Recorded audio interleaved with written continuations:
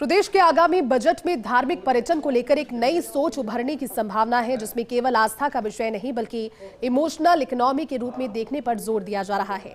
प्रदेश में मंदिर, दरगाह, तीर्थ और आस्था केंद्र न केवल श्रद्धा के स्थल हैं, बल्कि सामाजिक, सांस्कृतिक और आर्थिक गतिविधियों के बड़े केंद्र भी हैं।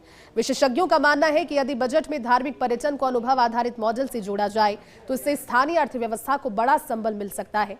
खास रिपोर्ट देखिए। मुख्यमंत्री भजनलाल शर्मा के मार्गदर्शन में सरकार जिस समावेशी विकास मॉडल की बात कर रही है, उसमें धार्मिक पर्यटन एक सशक्त माध्यम बन सकता है।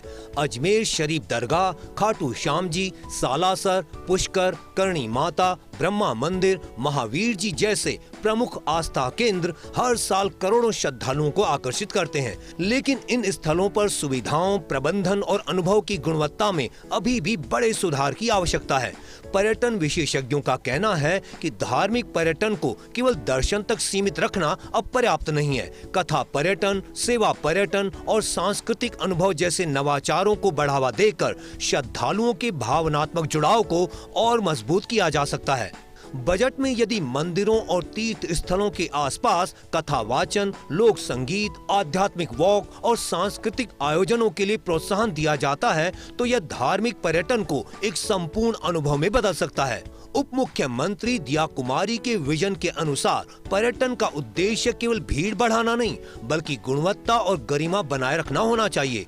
धार्मिक स्थलों पर स्वच्छता, भीड़ प्रबंधन, आवास, परिवहन और सुरक्षा जैसी मूलभूत सुविधाओं के बिना भावनात्मक अनुभव अधूरा रहता है। बजट में इन स्थलों के लिए समर्पित इंफ्रास्ट्रक्चर फंड की मांग लंबे समय से की जा रही है। धार्मिक पर्यटन से स्थानीय रोजगार की भी अपार संभावनाएं जुड़ी हैं। फूल माला, प्रसाद, हस्तशिल्प, लोक कलाकार, गाइड, छोटे दुकानदार और सेवा प्रदाता इस इकोनॉमी की रीढ़ है। यदि बजट में स्थानीय लोगों को प्रशिक्षण, माइक्रो फाइनेंस और मार्केट एक्सेस दिया जाता है तो आस्था सीधे आजीविका से जुड़ सकती है। यही इमोशनल इकोनॉमी का मूल तत्व है, जहां भावनाएं और रोजगार साथ साथ चलते हैं। डिजिटल तकनीक भी धार्मिक पर्यटन को नया आयाम दे सकती है। मोबाइल ऐप, QR कोड आधारित कथा, वर्चुअल दर्शन और मल्टी लैंग्वेज सूचना प्रणाली से श्रद्धालुओं का अनुभव बेहतर बनाया जा सकता है।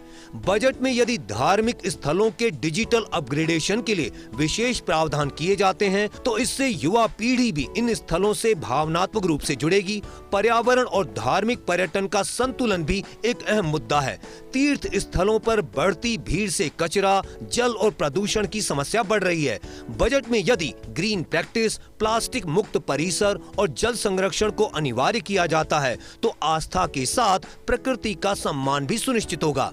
कुल मिलाकर राजस्थान में धार्मिक पर्यटन को इमोशनल इकोनॉमी के रूप में देखने का नजरिया बजट में एक निर्णायक बदलाव ला सकता है। यदि सरकार श्रद्धालुओं के भावनात्मक अनुभव, स्थानीय आजीविका और सांस्कृतिक गरिमा को एक साथ जोड़ने में सफल होती है तो धार्मिक पर्यटन न केवल आस्था का केंद्र रहेगा, बल्कि प्रदेश की आर्थिक और सामाजिक शक्ति भी बनेगा। आने वाले बजट में प्रदेश में इमोशनल इकोनॉमी को मजबूत करने की दिशा में कुछ विशेष प्रावधान देखे जा सकते हैं। दरअसल प्रदेश में आने वाले पर्यटकों में जो धार्मिक पर्यटन के लिए आते हैं उनकी संख्या 80% से ज़्यादा है। 2024 में यह आंकड़ा 20 करोड़ के करीब था तो 2025 में यह आंकड़ा बढ़कर 21 करोड़ के आसपास हो गया। ऐसे में माना जा सकता है कि आने वाले बजट में इमोशनल इकोनॉमी को लेकर सरकार विशेष प्रावधान कर सकती है। कैमरा पर्सन यासीन के साथ Nirmal Tiwari, first India news, Jaipur.